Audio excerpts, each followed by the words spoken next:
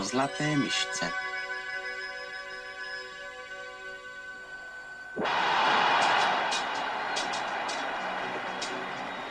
Byl jednou jeden král, Jemine, zrovna tenhle. Ukrutně rád čeremoval a uměl to, jen se podívejte. Šup, šup, šup, šup, šup a už panáčka lechtá pod žebrem. A další pán na holení, to už je 9. Všimněte si, prosím, té práce nohou. Podívejme na pupkáče. A už jede jak s tureckým medem. 10-0. Zase první místo. Král jezdil z turnaje na turnaj a za každý bednu $. Ale doma ho moc neužili. Peníze posílal poštou, leč jak vidno, nepravidelně.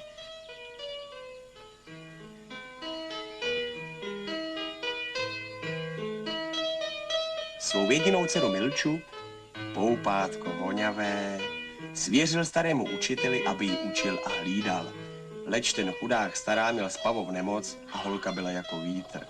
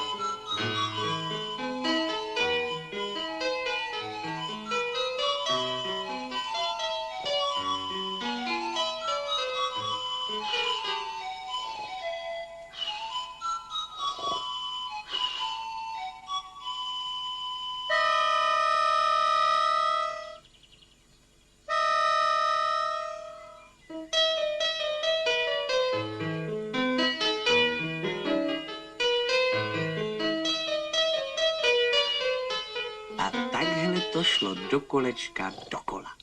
Povídám, Milča byla jako chmýří většině v povětří. Není divu, že jednoho dne musela narazit. To tebe ne, ty kebule venkovská, zalez, až na tebe přijde řada. Pozor, teď to přijde. V tomto lese.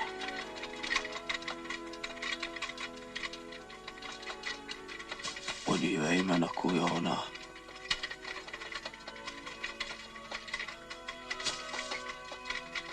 Milča už byla velká slečna, samozřejmě, no.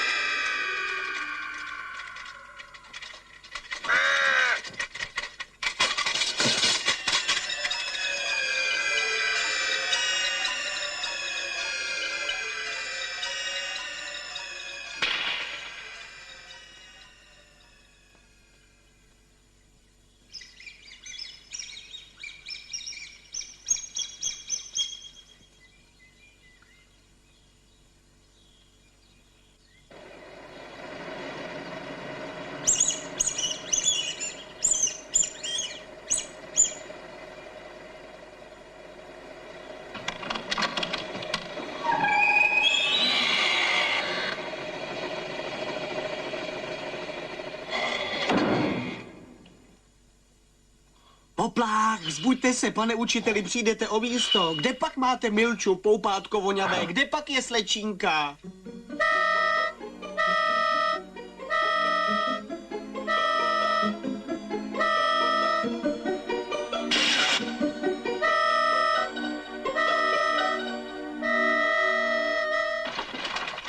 Teď se ukáž, venkovský hrdino.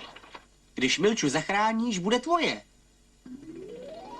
Jestli s tím pan král ovšem bude souhlasit.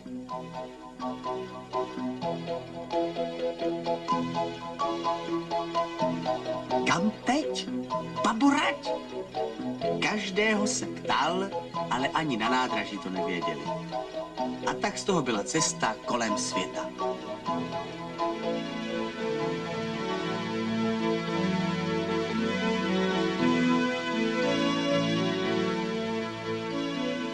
Indiáni na vendu vejrali jako na ducha prérie.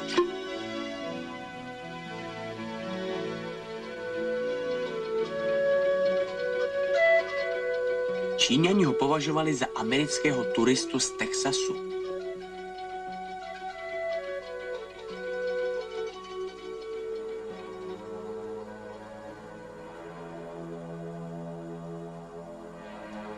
Afrického buvola zajímala jenom stračena.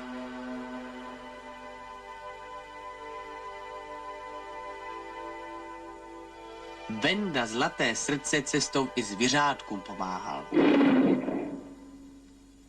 Díky, Vendelíne. Thank you, my boy, řekl lev. U cirkusu se naučil anglicky.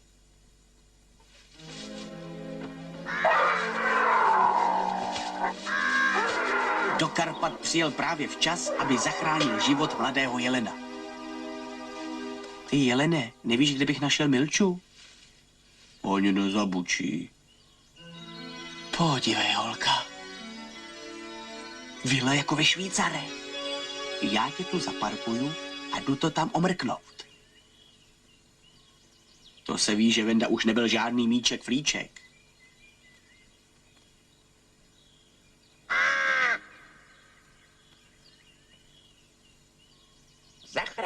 Zachraňte, podej mi žížalu.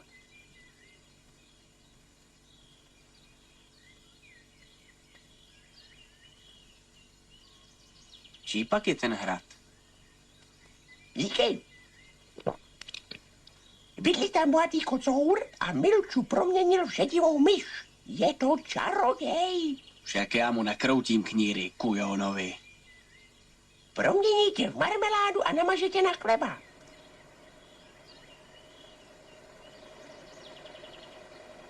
Pšt, schovej se.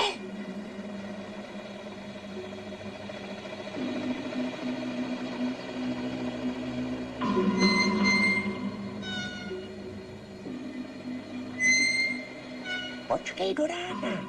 Kocour běhá po kšeftech a Milča bude sama doma. Nevíš, co tu budu dělat do rána? Sbírat mi žížaly. Až se setmí, musím se tam podívat. Ale napřed ty žížalky. V noci to tam omrknu.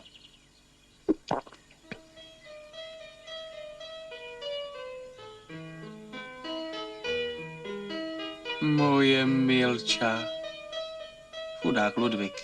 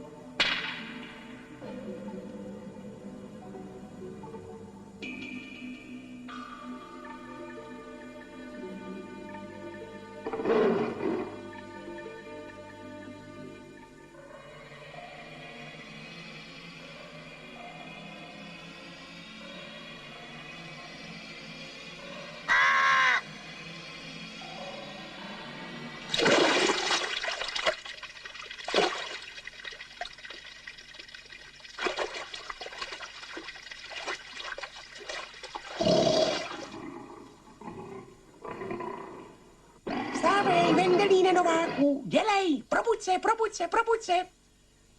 Co se ti hezkého zdálo? Že mi Milču oblizuje starý kocour.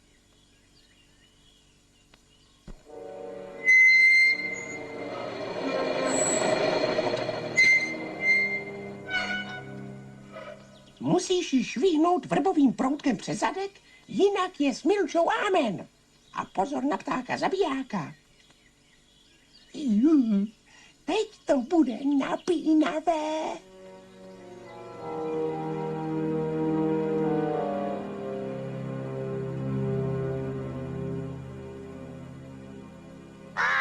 Jo, dědek mi nachystal ňami. No to nám ten den hezky začíná.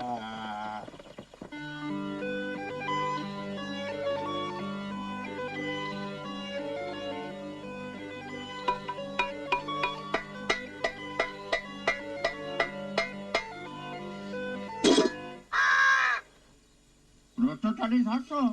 Je tu tma jako v ryci. Kdo si to dovolil? Kdo to udělal? No tady je tma, to se vyšetří. Sundejte to ze mě, sundejte to, co jsem vám říkal. No, co si to dovolujete? Sundejte to opět krušťajnko, sundejte to.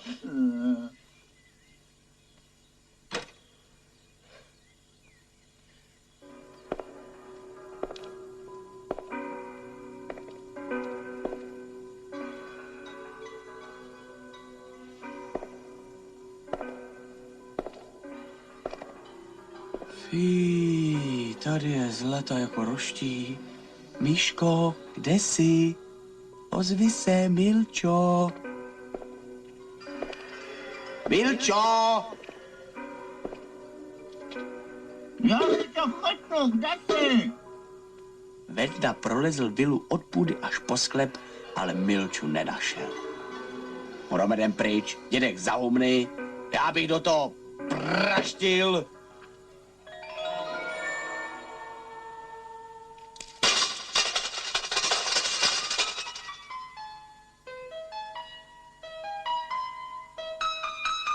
Fuj, to je potkan.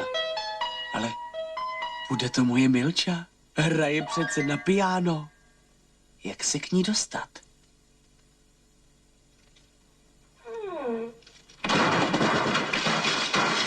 Benda řádil jako tajná policie. Hezky to přerovnal. A hele, co pak je to za bobánek támhle na stěně? Jo. Kam vede ta díra ve zdi?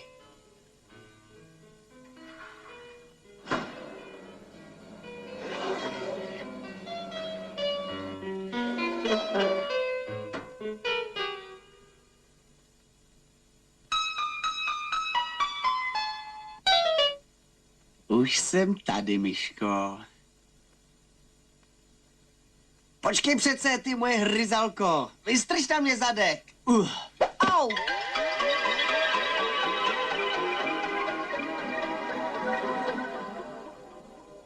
Vendelíne, ty statečný nováku, ty jsi mě vysvobodil. To je ale náhoda. Ze všech princů zrovna ty. Potěšení na mé straně, slečno. Říkej mi Milčo, jako za mlada. O oktávu se mi zvedla nálada. Mě taky. Loučím se s tebou, zlatíčko.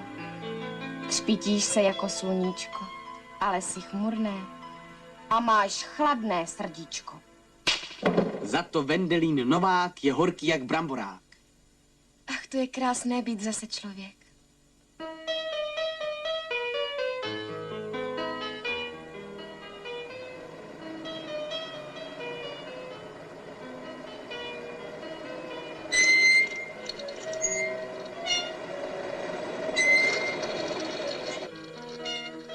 Všechno je v pořádku, všechno je v pořádku.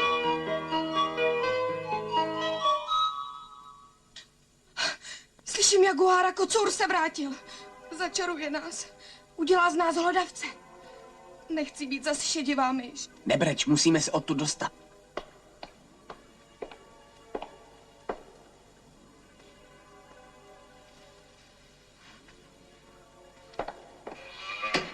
Tudy ne.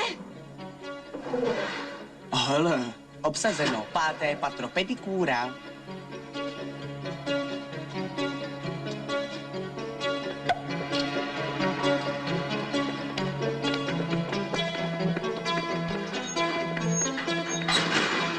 Spadla klec. Musíme rychle nahoru. Podej mi ruku.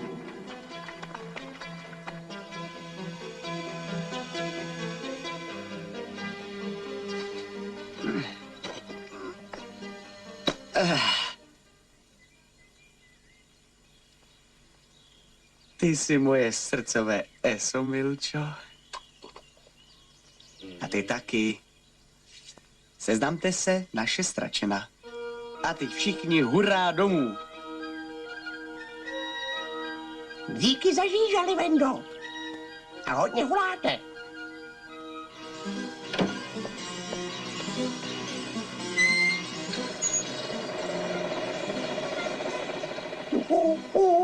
on je začaruje. Musím něco udělat. Honem. Něco hrdinského. A už to mám.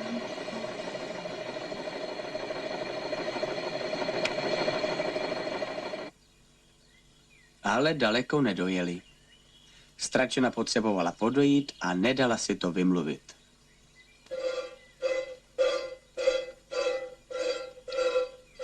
Ale v tom se objevil jelen. Nasedat Smolíčkové, tam pak se na mě hrabe automobil.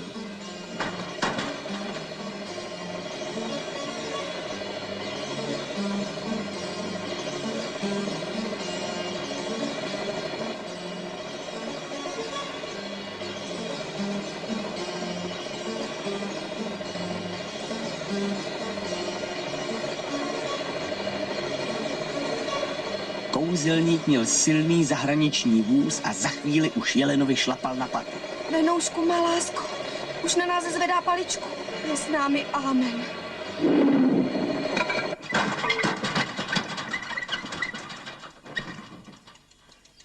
Ani kamarád z Afriky na Vendu nezapomněl. Dědek se třese jako sulc. Vendo, smiluj se, vrať mi tu hůlku, aspoň půlku. Kde pak, čaroději? Máš rád myšky? Buď myšákem. A boj se koček, Don Juane. Tenkrát se zrovna vracel král šermířských turnajů přepraci domů Košin. To je krása. Jsem doma? Nespletl jsem si adresu? Ne. Milča s Vendou zrovna měli svatbu. Vendův taťka byl taky král. Ovoce a zeleniny. Novák a syn. Prostě partie. Chcete fotku na památku?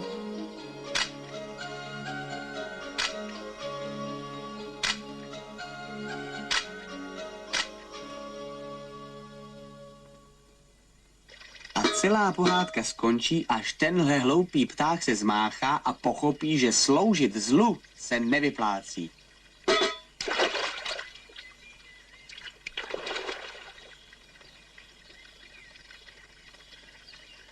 Já už budu hodný.